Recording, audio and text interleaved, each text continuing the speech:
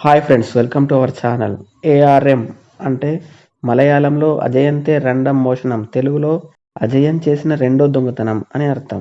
మలయాళ నటుడు టొవినో థామస్ ఇంకా కృతి శెట్టి కలిసి జంటగా నటించిన ఈ మూవీ యాక్షన్ అడ్వెంచర్గా సాగుతుంది. ఆయన ఈ మూవీలో 3 తరాలకు సంబంధించిన కాస్ట్యూమ్తో వేరియేషన్ నటనతో మన ముందుకు వచ్చాడు.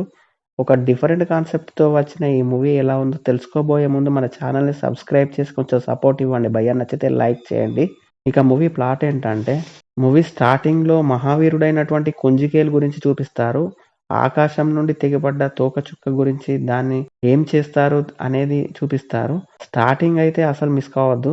తర్వాత తరంలో అదే సంతతికి చెందిన పేరు మోసిన దొంగ, అతని మనవడు అయినటువంటి అజయ్ కథ నుండి మూవీ సాగుతుంది. అసలు ఆ దీపం ఏంటి? అది ఎక్కడ ఉంది? దానికి 3 తరాల వ్యక్తులకి సంబంధం ఏంటి? అనేది స్టోరీ. మూవీ చూసాక నాకైతే బావుంది. ఒకసారి చూడొచ్చు అనిపించింది భయ్యా.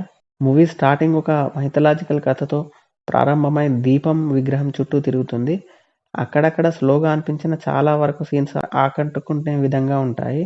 ముఖ్యంగా విజువల్స్ బాగున్నాయి. విగ్రహం గురించి సాగే మిస్టరీ కాన్సెప్ట్ ఒక పజిల్‌లా చాలా బాగా ఇంట్రెస్టింగ్‌గా సాగుతుంది. నిధి చుట్టూ సాగే అడ్వెంచరస్ మూవీస్ ఇష్టపడే వారికి ఈ మూవీ కనెక్ట్ అవుతుందని చెప్పవచ్చు. సెకండ్ హాఫ్‌లో వచ్చే ట్విస్ట్ బావుంటుంది. అదేవిధంగా క్లైమాక్స్ కూడా బావుంది.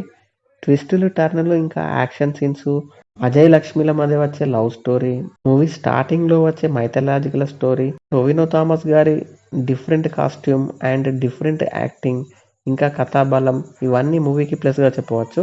ఇక టైటిల్‌లో ఉన్నట్టు అజయ్ చేసే రెండవ దొంగతనం ఏంటి అనేది ఇంట్రెస్టింగ్‌గా సాగుతుంది. లక్ష్మి పాత్రలో కృతి శెట్టి గారు అలాగే ఐశ్వర్య రాజేష్ బాగా నటించారని చెప్పవచ్చు. టెక్నికల్‌గా మూవీ హైగా ఉంది. బ్యాక్‌గ్రౌండ్ మ్యూజిక్ కూడా బావుంది. ఓవరాల్‌గా ఒక డిఫరెంట్ మూవీ కాబట్టి ఒకసారి ట్రై చేయొచ్చు అనిపించింది భయ్యా. మీరు కూడా చూసేయండి. ఎలా ఉందో కామెంట్ చేయండి. Thank you for watching.